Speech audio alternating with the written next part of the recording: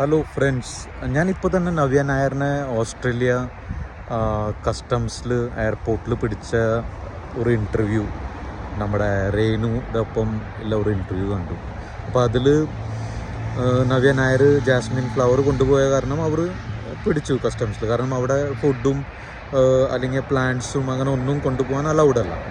അപ്പോൾ ആ പോലീസുകാർ നവ്യ നായറിനോട് പല പ്രാവശ്യം ചോദിച്ചു, നിങ്ങൾക്ക് ഇംഗ്ലീഷ് റീഡ് ചെയ്യാൻ അറിയോ, വായിക്കാൻ അറിയോ, എഴുതാൻ അറിയോ, നിങ്ങൾ ഈ ഡോക്യുമെൻ്റ് റീഡ് ചെയ്തോണം. അപ്പോൾ എല്ലാം നവ്യ നായർ പറഞ്ഞു, എനിക്ക് റീഡ് ചെയ്യാൻ അറിയാം, എനിക്ക് വായിക്കാൻ അറിയാം, എനിക്ക് മനസ്സിലാവും, എല്ലാം പറഞ്ഞു.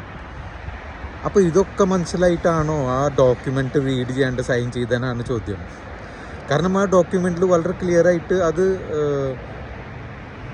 നമ്മൾ ഡിസ്ക്ലോസ് ചെയ്യാണ് എന്തൊക്കെ നമ്മൾ കൊണ്ടുവരുന്നുണ്ട്, എന്തൊക്കെ കൊണ്ടുവരാൻ പാടില്ല എന്ന് വളരെ ക്ലിയർ ആയിട്ട് അതിൽ എഴുതിയിട്ടുണ്ടാവും. ഫ്ലവർ അല്ലെങ്കിൽ പ്ലാന്റ്സ് അല്ലെങ്കിൽ ഫുഡ് ഐറ്റം അങ്ങനെ എല്ലാം വളരെ ക്ലിയർ ആയിട്ട് എഴുതിയിട്ടുണ്ടാവും. എന്നിട്ടും അത് ഒന്നും നോക്കാണ്ട് അറിയാണ്ട് നവ്യ അതിന് സൈൻ ചെയ്തു പറഞ്ഞാൽ അത് അവിടെയാണ് പ്രശ്നം. പല ആൾക്കാരും നമ്മൾ പല ഡോക്യുമെൻറ്റ്സും ഇപ്പോൾ ഈ നമ്മുടെ ഇൻഷുറൻസിൻ്റെ ഒക്കെ കുറേ ചെറുത് ബാങ്കിൻ്റെ ആയാലും പല പല ഡോക്യുമെൻറ്റ്സിൽ കുറേ ചെറിയ ഇതിൽ ടേംസ് ആൻഡ് കണ്ടീഷൻസ് എഴുതിയിട്ടുണ്ടാവും.